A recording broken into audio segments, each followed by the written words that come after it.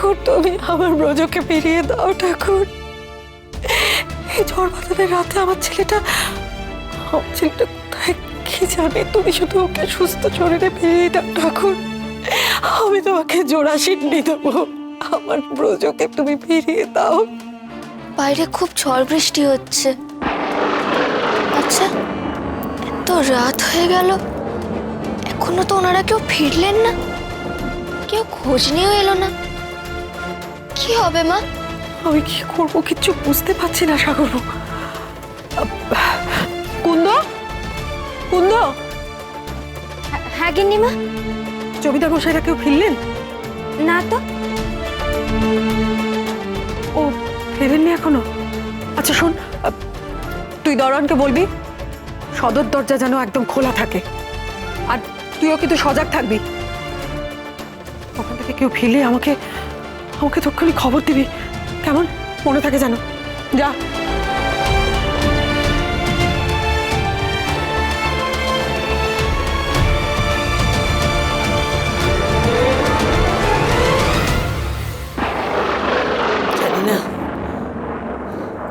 জানি না রাধা মাধব কিসের পরীক্ষা নিচ্ছেন।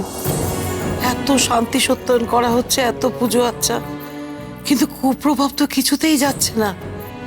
প্রত্যেক দিন অশান্তি, দুর্ঘটনা বেড়েই চলেছে। যবে থেকে আমার বড় নাত বউটা বাড়ি থেকে চলে গেছে, তবে থেকে বাড়িতে শান্তি নেই, কিচ্ছু হবে না।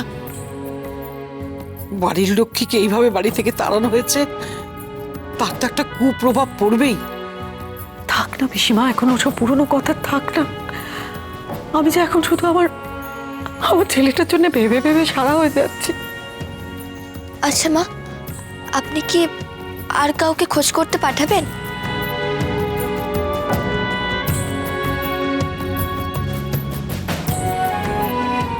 কাকে পাঠাবো সাগরবু? এই দুর্যোগের রাতে কে যাবে ওদের খোঁজ করতে? তাছাড়া তোমার শ্বশুরমশাই যখন গেছেন আমার ব্রজর খোঁজ করতে, তখন নিশ্চয়ই উনি আমার ছেলেটাকে ঠিক খুঁজে বার করবেন। আমি সারাক্ষণ রাধা মাধবকে ডাকছি, ঠাকুর আমার নাতিটার যেন কোনো বিপদ না হয়। সে না হয় আপনি বলছেন কোনো বিপদ হবে না, কিন্তু যার ঘরে অতৃপ্ত আত্মা ভর করে তাকে কি স্বয়ং ভগবান রক্ষা করতে পারেন? তাছাড়া তিনি তো ভূত তাড়ানোর কোনো মন্ত্রও জানেন না। ভূতে যদি ঘাড় মটকায়, কে বাঁচাবে এই ঝড় জলের রাতে? তুমি চুপ করো।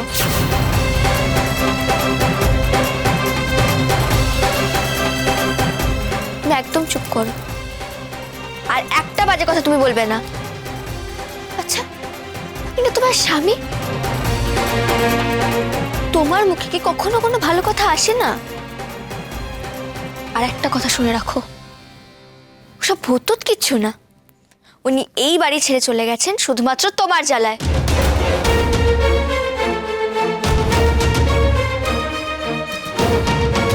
এর জন্য শুধুমাত্র তুমি দায়ী। আর এটা তুমি যতই ঢাকা দেওয়ার চেষ্টা করো না কেন, আমি সবটা খুব ভালো করে বুঝতে পারছি। খবরদার, খবরদার ছোট, মিছে কথা বলবি না, তোর জিভ খসে পড়বে। তুই বোধহয় ভুলে যাচ্ছিস তোর মতো আমি শ্বশুর ঘরে বেড়াতে আসি না, আমি এখানেই থাকি। আমি ওনার ঘরণী গৃহিণী, তাই আমি কখনো চাইবো না যে সে বাড়ি ছেড়ে চলে যাক। তাহলে তুমি প্রফুল্ল দিদির চিঠিটা পোড়ালে কেন? চিঠিটা না পোড়ালে এই অঘটন তো ঘটতো না। তুমি দেখছো না প্রফুল্ল দিদি গত হয় তিনি কতটা ভেঙে পড়েছেন? আমরা সবাই মিলে কোথায় তাকে স্বাভাবিক করার চেষ্টা করছি, আর তুমি সেখানে প্রফুল্ল দিদির সম্পর্কে একটার পর একটা বাজে কথা বলে তাকে রাগিয়ে দিচ্ছ। মনোজা, তুই দেখছিস শুধু আমাকেই দোষের ভাগী করতে এসেছিস। যা সত্যি সেটাই বলেছি। প্রফুল্ল দিদি বেঁচে থাকতে ওকে তো দুধটা শান্তি দাওনি। উঠতে বসতে অপমান করেছো, অপবাদ দিয়ে গেছো, কিন্তু আজ তো সে সবকিছুর ঊর্ধ্বে। আজ অন্তত তাকে অপবাদ দেওয়াটা বন্ধ করো।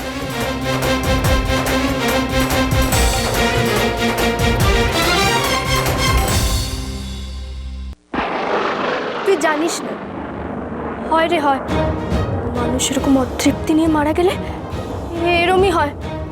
আমার এক মামাতো বোন ছিল। নয়ন বউ, তুমি চুপ করবে?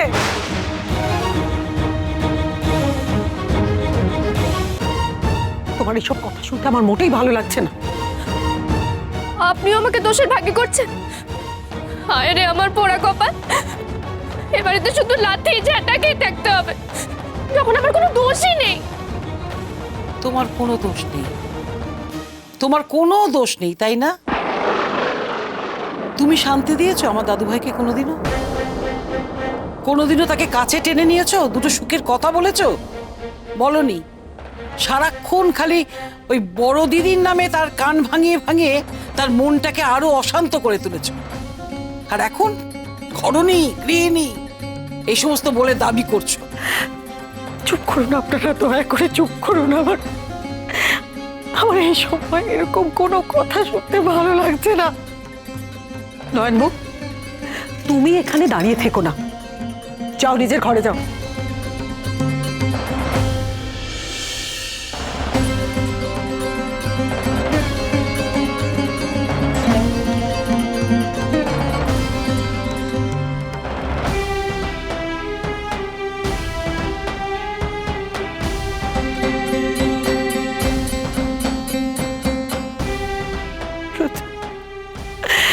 বাবা মার কোথায় গেলি তুই? কোথায় গেলি? তোকে মাটার কথা একটা বারো মনে পড়ে না বাবা? একটা বারো মনে পড়ে না? আর তুই দূরে থাকিস না বাবা, এবার ফিরে আয়, ফিরে আয় বাবা মার। ঠাকুর, ঠাকুর, আমার ব্রজকে তুমি ফিরিয়ে দাও ঠাকুর, আমার ব্রজকে ফিরিয়ে দাও। রক্ষা করো ঠাকুর, রক্ষা করো।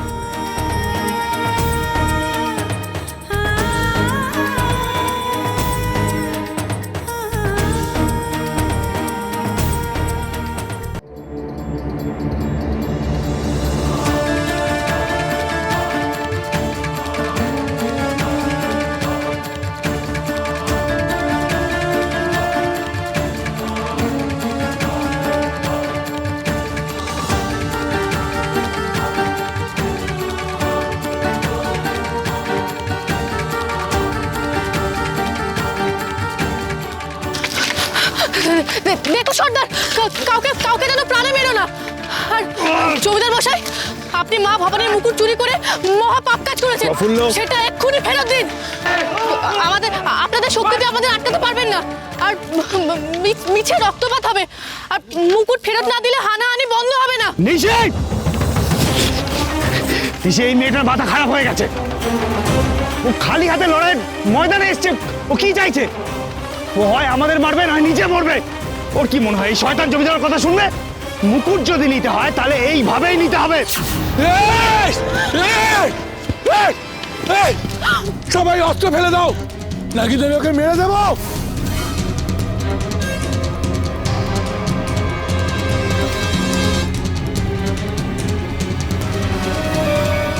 দাঁড়াও সর্দার, ও আজকে নিজের শক্তি সাহসে বাঁচবে, নয়তো মরবে।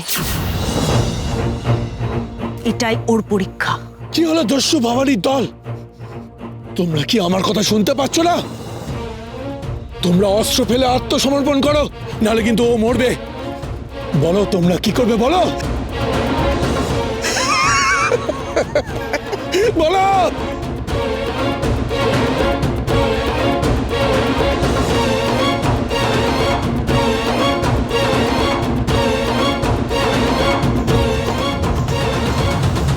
ওই তো মা ভবানীর মুকুট। যেও না, জয়রামকে এত সহজে বিশ্বাস করাটা উচিত হবে না। আমার মন বলছে এটা একটা ফাঁদ, আর এই তাঁবুর মধ্যে আমি একটা কেমন গন্ধ পাচ্ছি। তোমার সাহস এর মধ্যেই উবে গেল নাকি? কাউকে যেতে হবে না, আমি গিয়ে নিয়ে আসছি।